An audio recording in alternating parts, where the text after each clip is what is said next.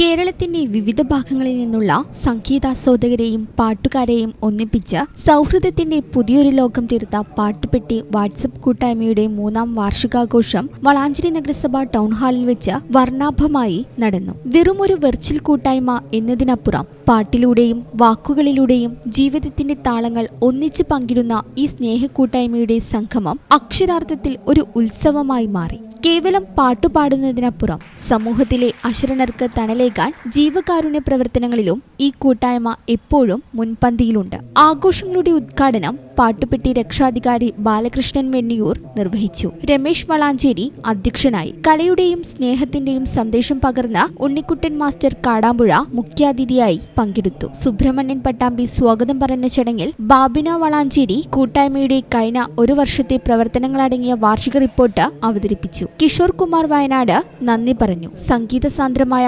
അന്തരീക്ഷത്തിൽ വിവിധ കലാപരിപാടികളും സംഗീത മത്സരങ്ങളും അരങ്ങേറി. കൂടാതെ വായനാ ദിനാചരണത്തോടനുബന്ധിച്ച് കുട്ടികൾക്ക് വിവിധ എഴുത്തുകാരുടെ പുസ്തകങ്ങൾ വിതരണം ചെയ്യുകയും മത്സര വിജയികൾക്ക് ഉപഹാരങ്ങൾ നൽകി ആദരിക്കുകയും ചെയ്തു.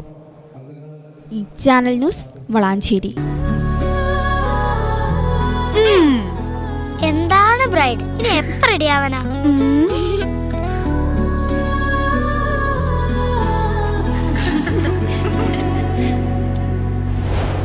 മരുപൂ പോലെ നിറമേകും MX വെണ്ണിലാവായെന്നുള്ളാകെ MX.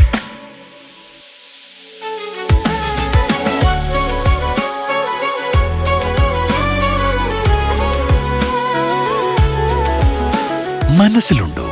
MX-ലുണ്ട്. MX വെഡിംഗ് സെന്റർ ഇനി വളാഞ്ചേരിയിലും. MX wedding centre Valanchery, Pattambi, Koottanad, Koppam, Kecheri.